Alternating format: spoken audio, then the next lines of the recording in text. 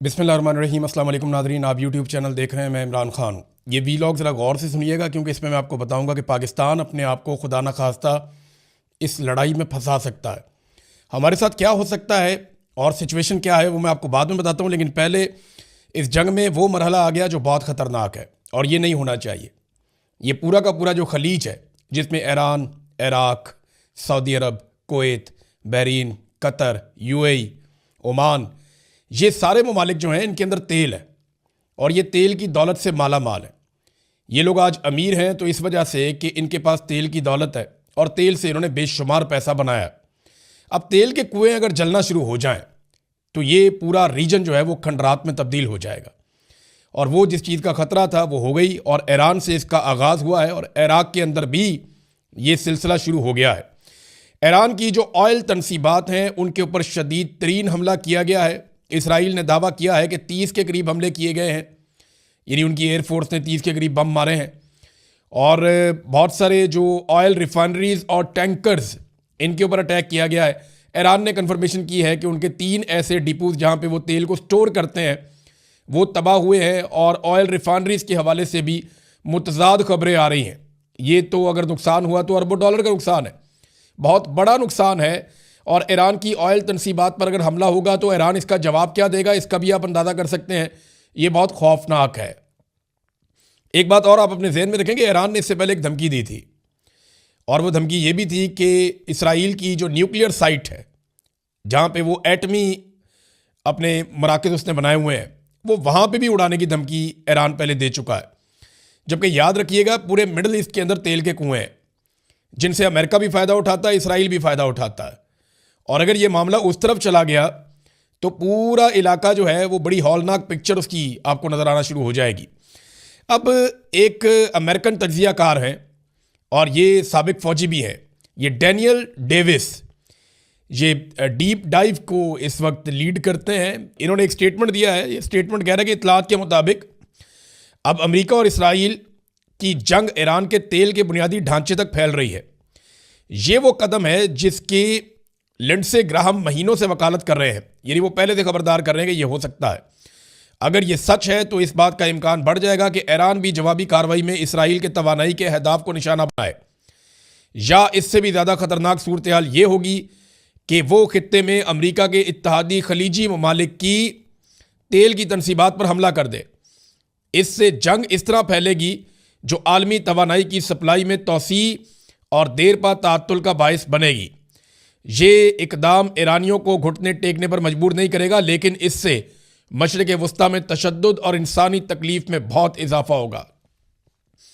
ये बात आप जहन में रखें नाजरीन कि ये आग से अब खेलना शुरू हो गया अमेरिका और इसराइल। फ्रस्ट्रेशन बहुत ज़्यादा बढ़ रही है ना।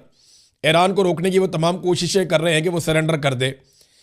सुप्रीम लीडर को शहीद कर दिया गया, इसके बावजूद ईरान ने सरेंडर नहीं किया। बच्चियाँ शहीद हो गई, लगभग 1,500 लोग ईरान में शहीद हो चुके हैं अब तक, इससे कुछ कम है, लेकिन ईरान ने सरेंडर नहीं किया। बड़ा शदीद उनके इंफ्रास्ट्रक्चर का नुकसान किया गया और अब जो उनके तेल के ज़खायर हैं उनके ऊपर अटैक किया जा रहा है। अगर जवाबी कार्रवाई में ईरान भी यही करता है इसराइल में या जहाँ जहाँ पे अमरीकी मफादात हैं, मिसाल के तौर पे इराक के अंदर उन्होंने अटैक किया और अमेरिकन वहाँ से निकले। इराक से जो अमेरिकन निकल के जा रहे हैं वो सारे वो हैं जो तेल के कारोबार से मुंसलिक हैं। ये सारे वो लोग हैं जो इराक से तेल निकालने का काम कर रहे हैं और अमरीकी कंपनियां इराक से तेल निकालती हैं, उससे बहुत पैसा बनाती हैं। यही चाहते हैं कि वो सारे खत्ते का तेल उनके कंट्रोल में आ जाए और पैसा डायरेक्ट अमेरिकन इकॉनमी के अंदर जाए। यही उनका फार्मूला है हमेशा से। अब ईरान के उन्होंने जब ये वहाँ पे आग लगाई है और तबाही फैलाई है तेल के डिपोज पे और रिफाइनरीज पे, तो फिर ईरान ने इराक के अंदर ये किया है और अमेरिकन मफादात को नुकसान पहुँचाया। वहाँ पे कुछ कंपनीज के जो एसेट्स हैं उनके ऊपर अटैक भी किया ईरान ने। अब मिडल ईस्ट क्या इससे महफूज रहेगा, ये बहुत बड़ा सवाल है। सऊदी अरब ने कॉल करके बुलाया पाकिस्तानी फील्ड मार्शल को। सऊदी वज़ीर दिफा खालिद बिन सलमान ने मुलाकात की है फील्ड मार्शल आसिम मुनीर से और जो उन्होंने स्टेटमेंट जारी किया उस स्टेटमेंट से यानी ये तासुर दिया कि हमारा और पाकिस्तान का एक दफ़ाई मुआहदा है, तो अब टाइम आ गया कि पाकिस्तान आके अपनी ड्यूटी पूरी करे। अब दिफाई मुआहदा तो बड़ा सेलिब्रेट किया गया था सऊदी अरब में, पाकिस्तान और सऊदी अरब के बीच में, तो फील्ड मार्शल वहाँ पहुँच गए। अब उन्हें सऊदी अरब की बात माननी पड़ेगी। क्यों माननी पड़ेगी, वजह मैं आपको बताता हूँ। $6 अरब तो सीधा सीधा सऊदी अरब का हमारे कौमी खजाने में पड़ा हुआ है। हमारे रिजर्व्स के अंदर $6 अरब जिसे हम बार बार वो करवाते हैं, रोल ओवर करवाते हैं, वो सऊदी अरब का पैसा पड़ा हुआ है हमारे पास। और बार बार हम उनसे उधार तेल भी लेते हैं, उनसे इमदाद भी लेते हैं। ये सारी चीज़ें आप बार बार जो लेते हैं। और एक दिन पहले सऊदी अरब ने यह भी खबर दी, उन्होंने बाकायदा खबरदार किया कि हम इमदाद बंद कर रहे हैं क्योंकि आप इमदाद को गलत इस्तेमाल करते हैं, इस बात का खदशा है। तो आप पहले इस्लाहात करें, उसके बाद आर्मी चीफ को जाना पड़ा। पाकिस्तान इससे बाहर रहना चाहता था लेकिन आर्मी चीफ को बुलाया गया क्योंकि इन्होंने अपनी मर्जी से, फील्ड मार्शल साहब ने सऊदी अरब के साथ एक दिफाई मुआहदा किया था। उस वक्त जो लोग बात कर रहे थे उन्हें गद्दार कहा जा रहा था। देखें, जब खादमैन हरमैन शरीफैन का एक बड़ा मुकाम है सऊदी अरब के हुक्मरानों के पास और उसका सारे एहतराम करते हैं। हिजाज मुक़द्दस यानी मक्का और मदीना, इसकी हिफाजत के लिए दुनिया के सारे ममालिक और सारे मुसलमान इकट्ठे होंगे, चाहे वो ईरानी हो, इराकी हो, शामी हो, मिस्री हो या मिडल ईस्ट के रहने वाले हो, सारे इकट्ठे हो जाएंगे। वो मसला नहीं है। मसला ये है कि जब पाकिस्तान ने सऊदी अरब के साथ एक दिफाई मुआहदा किया आसिम मुनीर साहब की ख्वाहिश पे, तो क्या इसको पार्लियामान में डिस्कस किया गया? क्या इसके ऊपर बहस व मुबाहिसा हुआ? क्या यह देखा गया कि किन दुश्मनों से सऊदी अरब को महफूज रखना है? यानी अगर इसराइल से आपने सऊदी अरब को बचाना है या किसी और मुल्क से जो जारहियत करने के लिए आए तो वो तो बड़ी अच्छी बात है। लेकिन अगर दो बरादर इस्लामी मुल्क किसी वजह से आपस में लड़ पड़े, यानी सऊदी अरब में अमरीकी अड्डे हैं और वहाँ से ईरान के ऊपर अटैक होता है, ईरान वापस उन अड्डों पर अटैक करता है। अब अगर दो मुल्कों के अंदर इस किस्म की सिचुएशन बन के लड़ाई हो जाए तो पाकिस्तान क्या करेगा? ये तो बहस ही नहीं हुई, इस पर तो बात ही नहीं हुई। और पार्लियामेंट से बाला बाला ये एक दिफाई मुआहदा कर लिया तो अब जाकर इनको सपोर्ट देनी पड़ेगी। तो क्या पाकिस्तान इस लड़ाई में अमली तौर पे उतर जाएगा? पाकिस्तान के पास रास्ता कोई नहीं। अगर सऊदी अरब कहेगा उतरो तो फिर उतरना पड़ेगा, क्योंकि बड़े एहसानात हैं सऊदी अरब के पाकिस्तान के ऊपर और वो हमेशा से हम पे एहसानात करते चले आए। पाकिस्तानी सबसे ज़्यादा जिस मुल्क में काम करते हैं वो सऊदी अरब है। बहुत बड़ी तादाद में लेबर क्लास सऊदी अरब में काम करती है, वहाँ से ज़र मुबादला पाकिस्तान में भेजते हैं, रियाल आते हैं पाकिस्तान में। और पाकिस्तान के हुक्मरान जो हैं वो जो डोनाल्ड ट्रंप के साथ अभी रिलेशन बनाए, वो लिंक भी सऊदी अरब से जाकर मिलता है। तो फील्ड मार्शल गए और अब इनकार करने की गुंजाइश है नहीं। तो क्या अगर सुलह नहीं होती और मामला हल नहीं होते, क्योंकि DGISPR का भी इसके ऊपर एक स्टेटमेंट जो है वो मार्केट में फ्लोट कर रहा है और उसकी भी मुझे समझ नहीं आ रही, उसका सरपाव नहीं है। देखिए, पाकिस्तान को वही करना पड़ेगा जो सऊदी अरब कहेगा। बड़ी ऑड पोजीशन होगी पाकिस्तान की। अल जजीरा ने इसके ऊपर बाकायदा एक रिपोर्ट छापी है। अल जजीरा का यह कहना है कि पाकिस्तान फंस गया बीच में, दो बरादर इस्लामी मुल्क हैं। देखें, अगर पाकिस्तान इनमें से किसी एक की तरफ से भी लड़ता है तो पाकिस्तान में फिरका वारियत का बड़ा मामला हो जाएगा। ये शिया सुन्नी मामला पाकिस्तान के अंदर आ जाएगा, जिससे पाकिस्तान ने काफ़ी हद तक जान छुड़ाई है। अब हमें इन दोनों मुल्कों के बीच में सुलह के लिए किरदार अदा करना चाहिए, ना कि एक फरीक बनना चाहिए। क्योंकि जो सऊदी अरब के वज़ीर दिफा हैं, बहुत मोहतरम है हमारे लिए, उनका जो एक स्टेटमेंट है उसमें उन्होंने पाकिस्तान और सऊदी अरब को एक फरीक और ईरान को दूसरा फरीक बताया। तो टेक्निकली आप समझ जाएं कि पाकिस्तान के army chief field marshal Asim Munir ने पार्लियामेंट से बाला बाला जो दिफाई मुआहदा किया सऊदी अरब के साथ, देखिए उन्हीं की ईमा पे हुआ ना। ये बेचारे तो कुछ भी नहीं है, किसी खाते में नहीं, ना 3 में ना 13 में।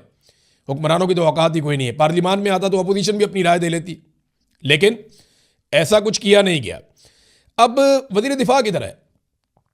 देखिए, सऊदी अरब की जानिब से सऊदी वज़ीर दिफा बैठे हैं, तो पाकिस्तान की जानिब से पाकिस्तानी वज़ीर दिफा भी बैठने चाहिए। और मैं एक और चीज़ नोट कर रहा हूं कि काफ़ी अरसा हो गया है लगातार जब जब आर्मी चीफ सऊदी अरब जा रहे हैं तो उनकी कोई नई तस्वीर मोहम्मद बिन सलमान के साथ नहीं आ रही।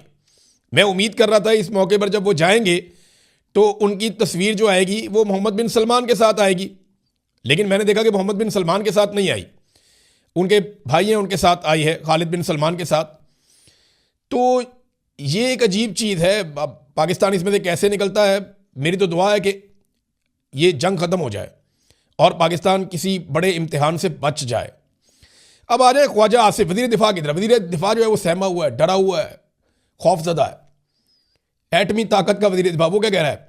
We will be targeted 1 by 1, हमें बारी बारी निशाना बनाया जाएगा, शिकार किया जाएगा, क्योंकि हमें इत्तफाक नहीं है, हमें अल्लाह पे भरोसा नहीं है, हमारा अल्लाह पे एतकाद नहीं है।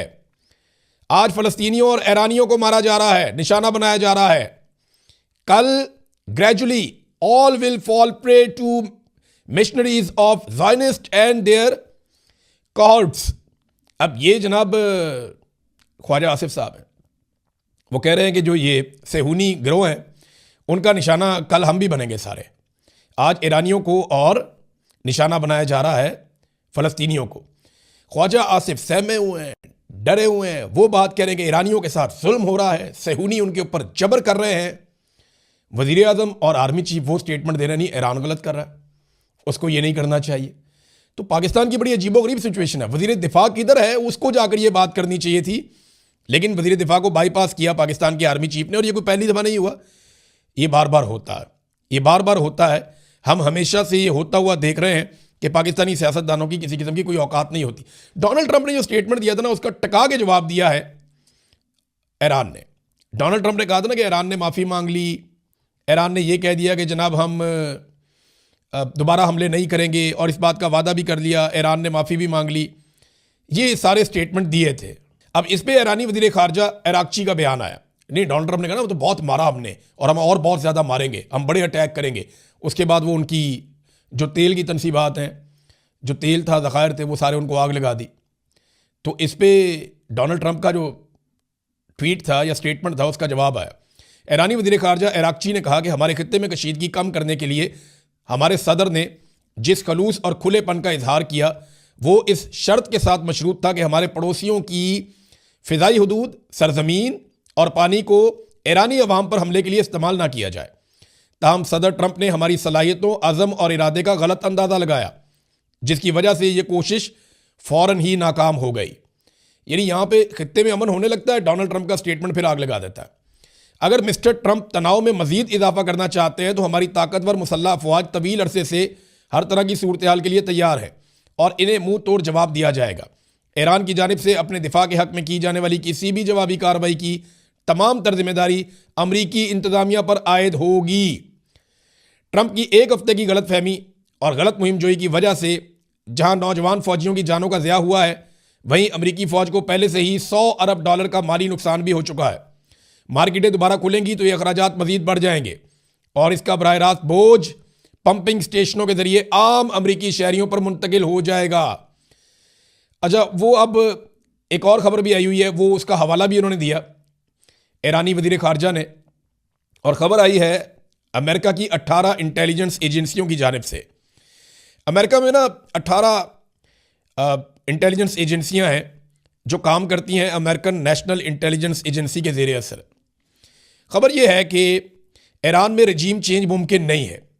ये 18 इंटेलिजेंस एजेंसियों की मुश्तरका रिपोर्ट आई है और ये खुफिया रिपोर्ट लीक हुई है वाशिंगटन पोस्ट में, और वहाँ पे ये रिपोर्ट छप गई है। और भी कोई रिपोर्टें छपी हैं। 13 मिनट की एक वीडियो है, वो वीडियो उसके बारे में क्या है मैं आपको भी बताता हूँ थोड़ी देर में। आप हैरान हो जाएंगे कि किस किस्म के हकायक अब सामने आना शुरू हो गए हैं और अमेरिका में से सामने आ रहे हैं। उन्होंने कहा जी कि ये रिपोर्ट एजेंसियों की कह रही है कि ईरान के खिलाफ जंग हर सूरत में नाकाम हो जाएगी। मिस्टर ट्रंप के एलची को भी खबरदार किया था कि जंग शुरू करने से पहले उनकी सौदेबाजी की पोजीशन बेहतर नहीं होगी। सवाल यह है कि क्या ये बातें सदर तक पहुंचाई गई थी। उन्होंने कहा जी कि सदर ने मशरिक़ वस्ता में एक दलदल में खुद को और अपनी फ़ौज को फंसा दिया है और नेतन्याहू ने डोनाल्ड ट्रंप का कंधा इस्तेमाल करते हुए अमेरिका को जंग के अंदर धकेल दिया है। ये इस किस्म का इनका स्टेटमेंट है, इन्होंने जवाब दिया है डोनाल्ड ट्रंप को। अब आ जाए नाजरीन उस 13 मिनट की वीडियो की तरफ। ये अमरीकी वजारत खारजा के दफ्तर के साबिक सरबराह हैं और इनकी जानिब से एक स्टेटमेंट सामने आया है और जो तफसीलात इन्होंने बताई हैं वो बहुत हैरान कुन है। वो ये कहते हैं कि मैंने सुबह 13 मिनट की एक वीडियो देखी, CNN से नहीं बल्कि इसराइल के अंदर से एक हकीकी वीडियो मैंने देखी जो मीडिया पे भी नहीं आई। ये बिल्कुल वादे था कि इसराइल शदीद हमलों की जद में है। मेरा ख्याल है कि नेतन्याहू 90% वक्त जहाज़ के अंदर ही गुजारता है और मुसलसल प्रवास करता रहता है। वो मैदान जंग से अपने आप को दूर रखने की कोशिश कर रहा है क्योंकि वो जानता है कि सबसे बड़ा हदफ वो खुद है। साथ ही उन्होंने बताया कि तिल अवीव इंतहाई शदीद और मुसलसल हमलों की जद में है। ये कोई लहर या वक्फे से होने वाला हमला नहीं है, मगर लगातार मुसलसल तौर पे बेरहमाना हमले हो रहे हैं इसराइल के ऊपर।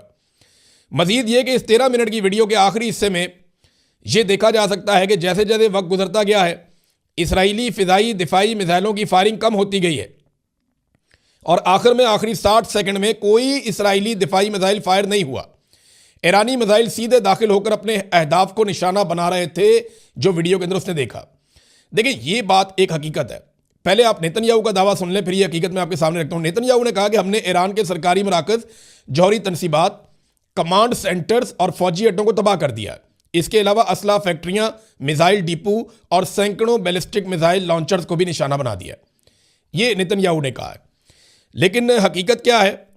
हकीकत यह है कि बहुत सारी जगहों पे डिकॉयर्स लगाए हुए हैं ईरानियों ने। ये लोग हैरान हो रहे थे, ये बहुत पुरानी टेक्नोलॉजी है। ये हवा भर के खड़ा कर देते हैं हेलीकॉप्टर को, जहाज़ को, टैंक को, और मुख्तलिफ जगहों पे फैला देते हैं। तो दुश्मन ये समझता है कि जनाब ये तो नीचे वो इनका असलहा है, इनके जहाज़ हैं, इनके टैंक्स हैं, इनके हेलीकॉप्टर हैं, इनको तबाह करो। वो ऊपर से महंगे महंगे मिसाइल मारते रहते हैं और फ़र्क ही कोई नहीं पड़ता। वो 1000 पाउंड का भी नहीं होता, $1000 का भी नहीं होता। ये चाइना बेशुमार बनाता है। चाइना की एक छोटी सी फैक्ट्री रोज़ाना 1000 बना सकती है। बस इसके अंदर आपने हवा भरनी है एक मशीन के ज़रिए से, और 2 मिनट के अंदर आपका बेहतरीन तैयारा ज़मीन पे खड़ा होता है। और किसी भी सैटेलाइट में, किसी भी जहाज़ पर से देखने में, किसी भी सिस्टम से आप देखें तो आपको ऐसा ही लगता है कि जैसे वो नीचे जहाज़ है या हेलीकॉप्टर है या टैंक्स खड़े हैं या दिफाई निज़ाम है या जो भी है। वो ईरान ने डिकॉयर्स लगाए, उनके ऊपर बार बार अमेरिका अटैक करता है। कई जगहों पे तो ज़मीन पे पेंट कर दिया उन्होंने। अमेरिका वहाँ पे अटैक करता है, पता चलता है कि वो तो जाली था, और बहुत महंगे मिसाइल वहाँ पे बरसा के वो निकल जाते हैं। नाज़रीन, ईरानी सिक्योरिटी कौंसिल के सरबराह अली लारंजानी ने एक दावा किया है कि उनके पास ये रिपोर्ट्स हैं कि अमरीकी फ़ौजी कैद किए गए, यानी उन्हें गिरफ्तार भी किया गया है। कुछ उन्होंने खुद दावा किया, कुछ उन्होंने कहा जी मेरे पास ये रिपोर्ट्स हैं। तादाद उन्होंने नहीं बताई, लेकिन उन्होंने कहा कि अमरीकी फ़ौजी गिरफ्तार किए गए हैं। अगर ऐसा है तो आपको आने वाले दिनों में इसकी वीडियो नज़र आ जाएगी। लेकिन एक चीज़ मैं आपको कंफर्म करूं कि जहां ईरान ने यह कहा था कि हम अरब ममालिक के ऊपर अटैक नहीं करना चाहते, हम मादरत चाहते हैं क्योंकि हमें अटैक करना पड़ता है उस वक्त जब उनकी सरजमीन से हम पे अटैक होता है, तो गुज़िश्ता रात को दोबारा ईरान ने अटैक किया है। अब रात को लेट नाइट ये इंफॉर्मेशन आई कि ईरान ने बहरीन, कुवैत, सऊदी अरब और इराक में मौजूद अमरीकी फ़ौजी अड्डों पर हमले किए। ये हमले उन बेसिस के खिलाफ किए गए जो गुज़िश्ता शाम ईरान के खिलाफ इस्तेमाल हुए थे। जो अड्डे ईरान के खिलाफ इस्तेमाल हुए उनके ऊपर उन्होंने वापस अटैक कर दिया। अब देखें ना, इन अरब ममालिक की सूरत हाल ये है कि ये अमेरिका को मना कर नहीं सकते, इसराइल को रोक नहीं पा रहे। वो यहाँ से अड्डे इस्तेमाल करते हुए ईरान पे अटैक कर रहे हैं। उधर से ईरान वापस अटैक करता है तो ये माइंड करते हैं कि जी हमारी सरजमीन पे अटैक क्यों हो रहा है। ये बड़ी अजीबोगरीब सिचुएशन है। अब इसमें पूरा रीजन जल के खाक हो सकता है अगर होश के नाखून इन लोगों ने ना लिए। अमेरिका तो वापस चला जाएगा अपने फौजी लेके, अपने बहरी जहाज लेके। खंडर तो ये इलाका बन जाएगा, नुकसान तो इस इलाके का हो जाएगा। आज यूएई से बेशुमार बिजनेसमैन वो निकलना चाहते हैं, लोग अपना पैसा निकाल के भाग रहे हैं। एक एक फ्लाइट का लोग 2-2, ढाई लाख डॉलर भी दे रहे हैं कि हमें यहां से किसी तरह निकाल दो। लोग निकलना चाहते हैं फौरी तौर पे। नाजरीन, डोनाल्ड ट्रंप ने चढ़ाई कर दी बरतानिया के ऊपर। हैरत अंगेज लग रहा है ना आपको? इनके बड़े ज़बरदस्त ताल्लुकात होते थे, बरतानिया सबसे मजबूत इत्तेहादी था। ट्रंप ने कहा the United Kingdom our once great ally may be the greatest of them all, यानी हमारा सबसे बेहतरीन और अजीम साथी था बरतानिया। उसने कहा जी फाइनली उसने बहुत संजीदगी से सोचने के बाद 2 एयरक्राफ्ट कैरियर जो है मिडल ईस्ट में भेजे हैं। That's okay prime minister Starmer, ठीक है वजीर आजम Starmer, we don't need them any longer, हमें उनकी ज़रूरत नहीं है। ये डोनाल्ड ट्रंप ने जवाब दिया लंदन को, बरतानिया को। यानी बरतानिया ने यहाँ से हथियार भेजे और अब डोनाल्ड ट्रंप ने कहा हमें उसकी ज़रूरत नहीं है, लेकिन हम इसे याद रखेंगे। We don't need people that join war after we have already won. हमें आप लोगों की ज़रूरत नहीं है उस वक्त जब हम ऑलरेडी जंग जीत चुके हैं, ये डोनाल्ड ट्रंप ने कहा। देखिए, बाकी ममालिक चाहे यूरोप है, चाहे बरतानिया है, ये और भी बहुत सारे मुल्क हैं, वो इस लड़ाई में क्यों नहीं उतर रहे? वो सारे ये जानते हैं कि इंसानों ने जितने ख़तरनाक हथियार बना लिए दूसरी जंग अजीम के बाद, और जिस तरह रशिया और चाइना साथ खड़े हैं ईरान के, ऐसी सूरत हाल में अगर वो इस जंग का हिस्सा बनेंगे तो उनके मुल्क के ऊपर भी इसका रद्देअमल आएगा।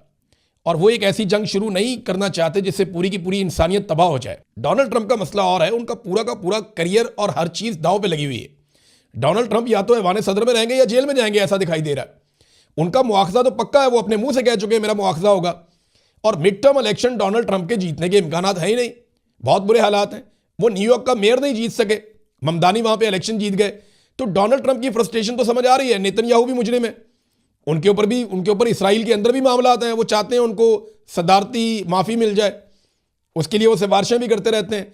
तो इनके हालात बड़े पतले हैं, इनकी लड़ाई तो समझ आ रही है, लेकिन यूरोप और बरतानिया अपने आप को इस हलाकत में डालना नहीं चाहता, क्योंकि वो ये जानते हैं कि जितने खौफनाक हथियार इस वक्त दुनिया में मौजूद हैं वो पूरी दुनिया को आग लगा देंगे। अब नाज़रीन, एक आखिरी खबर मैं आपको देता हूं, और ये भी पाकिस्तानी हुक्मरानों की ढिठाई और बेशर्मी है।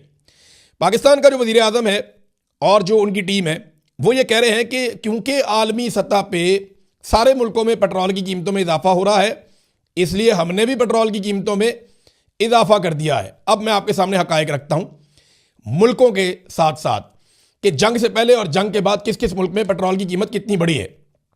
पाकिस्तान में 266 से 321 तक पहुंची है, यानी ये जंग से पहले और जंग के बाद एक हफ्ते का डाटा है। इंडिया में 1 रुपया भी कीमत नहीं बढ़ी। बांग्लादेश में 5 रुपए कीमत बढ़ी है, यानी 125 का था 130 का हो गया। अफगानिस्तान में कीमत नहीं बढ़ी, उतने का ही है।